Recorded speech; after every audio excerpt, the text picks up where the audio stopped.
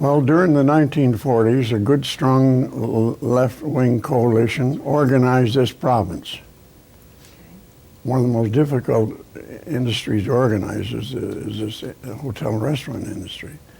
They organized Banff, Jasper, Red Deer, Lethbridge, High River, Drumheller, Edmonton, and two cities in the north, I forget the name. But we had a wonderful union. And the trouble was, we hired a business agent in Edmonton by the name of Joe Sherrington. And anyways, this was when the Cold War got really hot. They were expelling left-wingers all across the country in the United States, expelling unions. Mm-hmm. And this guy up here went into a rampage. In fact, he reminded me of Goebbels. He would work himself up into such a fury at union meetings. And then he led the union into a strike, a disastrous strike. We lost 17 hotels in Edmonton, the desk clerks, the chambermaids, the janitors, the bull cook, not the cooks, but we had to strike. It lasted 5 months. We went out in April and we went back to work in October. We lost the strike. And the union and the company made us sign an agreement with no collective security at all, you know. And there we were with the union busted, 700 or 800 workers gone, from top to bottom of the hotels. And this was approximately when, the 50s? 1954. 1954, okay. I was lucky and I got fired. I got put on trial in the union for being a Red, and they removed me from the executive.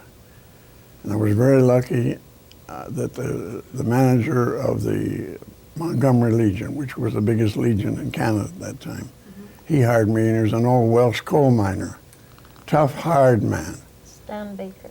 And when the business agent tried to get me out of there, he threatened to throw me out of the building. So I stayed there 16 years as a bartender. And we tried to rebuild the union. And the hotel had such a head start on us and such a disgraceful thing because the business agent that led us into this accepted bribes from 2 hotels in town to leave them open during the strike. It was a terrible scandal. And all that hard work, all during the 40s, that those people that built this very strong union, it was. But it was destroyed on the basis of red baiting. It should be a lesson to everybody.